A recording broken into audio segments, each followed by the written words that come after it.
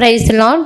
హల్లెలూయా. ఇవి మీకు తెలుసా? దేవుడు మనలను ఎందుకు కలుగు చేశాడు? దేవుడు ఎక్కడ ఉంటాడు? ఎంతకాలం ఉంటాడు?